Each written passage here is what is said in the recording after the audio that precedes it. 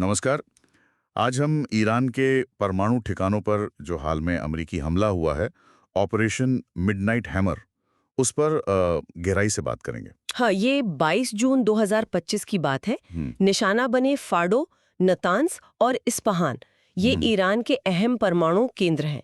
और खबरों के मुताबिक इसमें B2 बॉम्बर्स ने बड़े बंकर बस्टर बम गिराए, मॉप्स जिन्हें कहते हैं। बिल्कुल, मैसिव ऑर्डिनेंस पेनेट्रेटर्स। जी। और साथ में पनडुब्बी से टॉमाहॉक मिसाइलें भी दागी गईं। हाँ, और ये अहम इसलिए भी है क्योंकि ईरान इजराइल संघर्ष के बीच ये अमेरिका की पहली सीधी सैन्य कार्रवाई है। सही कहा। तो आज देखते हैं कि अलग-अलग स्रोत क्या बता रहे हैं, मतलब असल में हुआ क्या। हाँ, क्योंकि नुकसान पर रिपोर्टें बहुत अलग-अलग हैं, तो समझना जरूरी है कि कौन क्या कह रहा है। बिल्कुल, चलिए शुरू करते हैं। तो ऑपरेशन मिडनाइट हैमर, जैसा हमने कहा, 22 जून सुबह करीब 2:30 बजे ईरानी समय के अनुसार हुआ। और अमेरिकी अधिकारियों के दावे तो बहुत बड़े हैं। राष्ट्रपति ट्रम्प, रक्षा सचिव हेगसेथ। हाँ, जनरल केन भी सब कह रहे हैं अत्यधिक गंभीर क्षति, साइटों को पूरी तरह से नष्ट करने का दावा। खास तौर पे फोर्डो के सेंट्रीफ्यूज के बारे में कहा कि वो अब चालू नहीं है। ये सेंट्रीफ्यूज वही है ना जो यूरेनियम संवर्धन के लिए इस्तेमाल होते हैं। हाँ बिल्कुल, ये यूरेनियम को परमाणु ईंधन या हथियार ग्रिड तक ले जाने वाली मशीनें हैं। पर यही मामला थोड़ा पेचीदा हो जाता है, कैसे? क्योंकि दूसरी तरफ कुछ इंटरसेप्ट की गई ईरानी बातचीत है। अच्छा। उसमें वो लोग नुकसान को कम आंक रहे हैं, कह रहे हैं कि भाई ज्यादातर ढांचा ठीक है या बस सतही नुकसान हुआ है। ये तो बिल्कुल उल्टा है अमेरिकी दावों से। और सुनिए, एक लीक हुई अमेरिकी डिफेंस इंटेलिजेंस एजेंसी मतलब डीआईए की रिपोर्ट भी है। हाँ। वो क्या कहती है? उसके हवाले से कहा जा रहा है कि इन हमलों से ईरान के परमाणु कार्यक्रम में शायद बस कुछ महीनों की देरी हुई होगी। कुछ महीने, जबकि दावा था पूरी तरह नष्ट करने का। ये तो बहुत बड़ा अंतर है। बहुत बड़ा।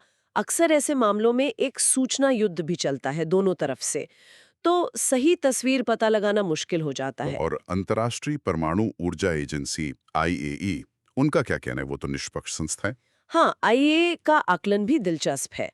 उन्होंने भारी क्षति की पुष्टि तो की है। तो मतलब नुकसान हुआ है। हाँ, हुआ है। लेकिन साथ ही वो ये भी कह रहे हैं कि कुछ भूमिगत सुविधाएं, उनकी बनावट अभी भी ठीक है, पूरी तरह तबाह नहीं हुई हैं। अच्छा, और वो यूरेनियम का क्या? समृद्धित यूरेनियम? हाँ, वो सबसे बड़ी चिंता है आईएए के लिए। उन्हें शक है कि ईरान ने हमले से ठीक पहले शायद यूरेनियम कहीं और हटा दिया था। पहले ही, मतलब उन्हें अंदाजा था। हो सकता है। आईएए इसे चूहे बिल्ली का खेल कह रही हैं। ये दिखाता है कि ऐसे ठिकानों की निगरानी कितनी मुश्किल है। तो नुकसान के आकलन पर तो काफी कंफ्यूजन है। अब देखते हैं कि फौरी प्रतिक्रियाएं क्या रही। ईरान ने फौरन कतर में जो अमेरिका का अल उदीद एयरबेस है, उस पर मिसाइलें दागी। हाँ, हालांकि खबर है कि कोई जानी नुकसान नहीं हुआ। नहीं, कोई हताहत नहीं हुआ, लेकिन इसके अलावा ईरान ने आईएईए के निरीक्षण रोक दिए। ओहो। हाँ, और अमेरिका की बातचीत की पेशकश भी ठुकरा दी। और तो और, उनके संसद ने हॉर्मुज़ जलडमरू मध्य को बंद करने के लिए वोटिंग की। ये बहुत गंभीर कदम है। इससे तेल सप्लाई पर भारी असर पड़ सकता है। बिल्कुल, ये एक बड़ा रणनीतिक दांव है। और अमेरिका के अंदर क्या चल रहा है? राजनीतिक प्रतिक्रियाएं? वहां भी दो फाड़ हैं। राष्ट्रपति ट्रंप तो ऑपरेशन का जोरदार बचाव कर रहे हैं, कह रहे हैं आलोचना राजनीति से प्रेरित है। और दूसरी तरफ कुछ सांसद हैं, डिप्लोमैट्स हैं जो सावधानी बरतने को कह रहे हैं। वो इन विसंगतियों पर सवाल उठा रहे हैं जो नुकसान के दावों में हैं। वो कूटनीति पर जोर दे रहे हैं। हाँ, उनका कहना है कि कूटनीति का रास्ता खुला रखना चाहिए। और दुनिया भर से कैसी प्रतिक्रियाएं हैं? अंतर्राष्ट्रीय स्तर पर भी राय बटी हुई है। जो देश अमेरिका के समर्थक हैं, वो कह रहे हैं ये जरूरी था। और आलोचक? आलोचक चिंता जता रहे हैं कि इससे तनाव और बढ़ेगा, कूटनीति का रास्ता बंद हो जाएगा। कुछ यूरोपीय नेता नाराज भी हैं कि उन्हें भरोसे में नहीं लिया गया। तो अभी की स्थिति क्या है? क्या अमेरिका भी नुकसान का आकलन कर रहा है? हाँ, वो जिसे बम डैमेज असेसमेंट या बीडीए कहते हैं, वो अभी चल रहा है। तकनीकी रूप से पता लगाने की कोशिश कि असल में कितना नुकसान हुआ। और IAEA की चिंता बनी हुई है उस यूरेनियम को लेकर। बिल्कुल, अगर वो हटा लिया गया है तो कहाँ है, उसकी निगरानी कैसे होगी, ये बड़े सवाल हैं।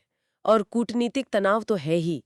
अमेरिका कह रहा है हम तनाव कम करना चाहते हैं। लेकिन ईरान बात करने को तैयार नहीं। हाँ, उन्होंने साफ मना कर दिया है। तो कुल मिलाकर देखें तो एक बड़ा हमला हुआ है, लेकिन उसका असर कितना हुआ, इस पर अमेरिकी दावों, खुफिया रिपोर्ट्स, ईरानी बातों और IAEA के निष्कर्षों में बहुत फर्क है। हाँ बिल्कुल, और कूटनीतिक माहौल तो बहुत ही तनावपूर्ण है। कुछ कहा नहीं जा सकता कि आगे क्या होगा। सही कहा। और इसी अनिश्चितता को देखते हुए ये एक ज़रूरी सवाल खड़ा करता है। हाँ। श्रोताओं के लिए सोचने वाली बात यह है, ये जो नुकसान की अलग-अलग रिपोर्टें आ रही हैं और ये जो शक है कि यूरेनियम पहले ही हटा लिया गया था, इन सब को देखते हुए ये घटना क्या दिखाती है? क्या ऐसे सैन्य हमले वाकई इतने प्रभावी होते हैं, जब परमाणु कार्यक्रम इतने मजबूत और लचीले हो सकते हैं?